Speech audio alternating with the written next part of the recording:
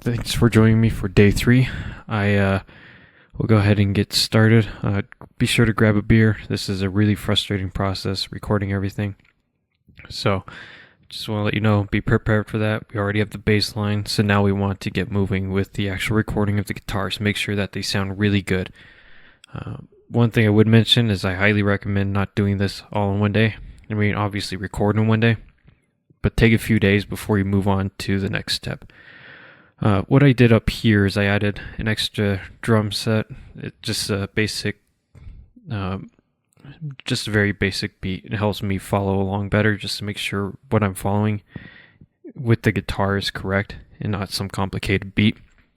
Makes everything a lot easier on me.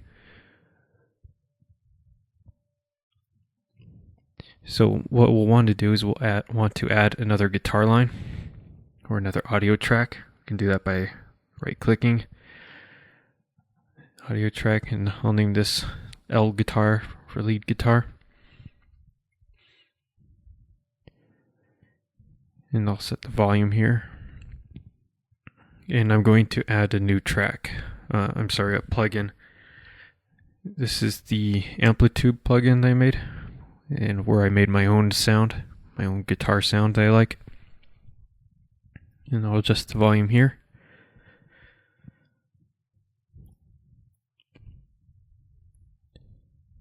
And then I'll close out once I'm done.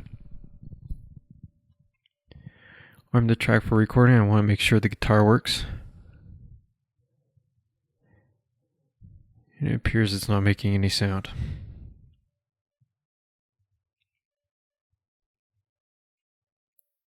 And I also can't find an audio track either. So let me set that up. Oh, it's not showing up. Okay, I'll exit out and try again.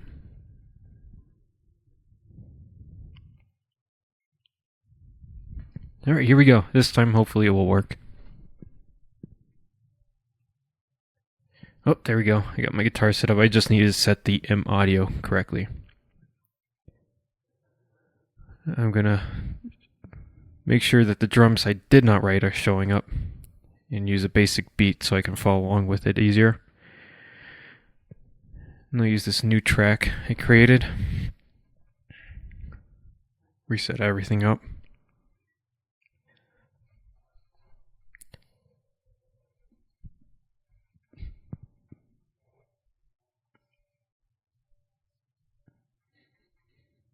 And for recording, here we go. You won't be able to hear any sound, but right here I'm actually playing guitar along with the sound. You'll be able to hear music at the end of the video, in actually just about 2 minutes if you want to skip ahead.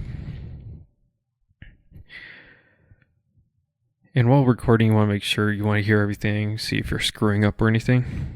If you are, there's a good opportunity to stop. I just continue moving for a little bit and see if I can get right back on beat.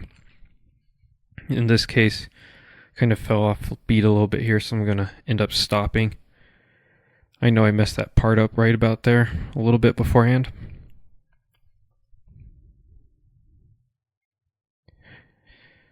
So I'll begin to show you how to start editing once you start. I'll save what I just did.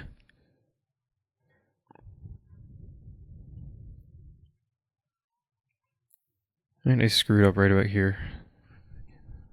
And I can listen it to my stereo phones, you can't hear me. I'm going to split it there, and also right click here and split, and just delete. Press the delete button. Set the metronome to 4 and so I can record properly. It's going to give me 4 counts in the metronome, and then I can just start recording along where I left off. It's always a good idea to continue where you left off and just keep moving.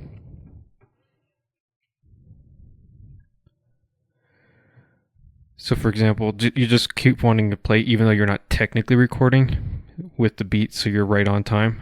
And then as soon as you're done, you just keep moving and moving, moving. And here we go, we can start playing.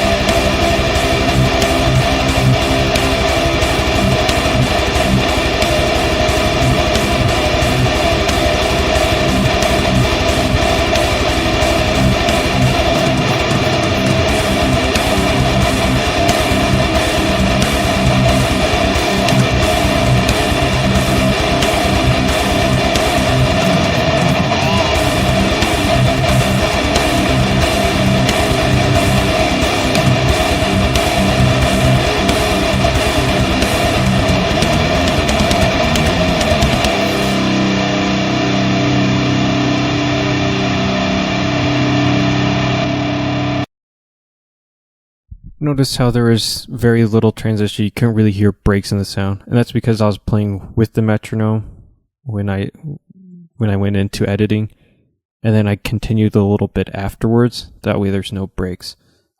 Again, listen to this a few times over the next couple of days. Make sure everything's tight. Listen to individual tracks, then all the tracks put together. Add bass or whatever, and I'll go on to that in the next day. So please stand by for the next tutorial. Thank you.